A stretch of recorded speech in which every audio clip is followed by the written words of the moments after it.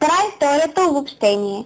През периода на праисторията в резултат от милиони години еволюция се оформил съвременният човек. Палеолит – старокаменна епоха. При около 2,5 милиона години се оформил видът сръчен човек, който започнал да преобразува камъка в оръдие на труда. Преди около 1,5 милиона години видът изправен човек живеел на открито в групи от по няколко семейства, прехранвал се с плодове, корени и с месото на убити при колективен лов животни. Преди около 1,4 милиона години в пещерата козарника Бългачишко са открити най-древните свидетелства за мислене чрез символи. Преди около 600 000 години изправеният човек открил и се научил да съхранява огъня.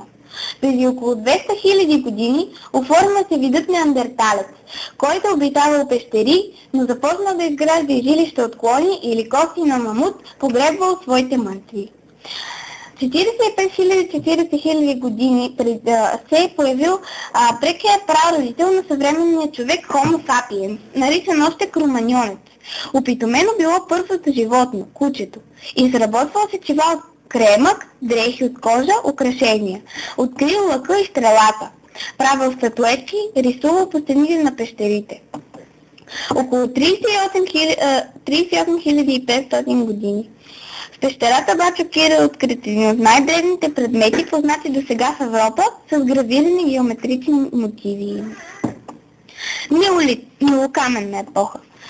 Хората започнали да отглеждат растения, да опитомяват животни, да строят жилища, появили се селищата, да изработват керамични съдове, да тъкат дрехи. Появили се занаятчии, които разменяли своите продукти срещу произведеното от земеделците и от животновъдите. Развила се търговията. В различните райони епохата на неолита настъпва по различно време.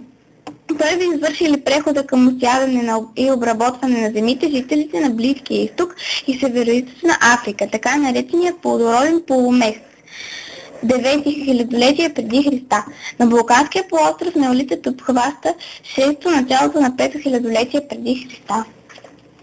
Халколит. Каменно-медна епоха. Края на 5-ти и началото на 3-то хилядолетие преди Христа. Хората открили металургията на метал и лакто. Използването на метала им позволило да произвеждат по-усъвършенствени сечива и оръжия.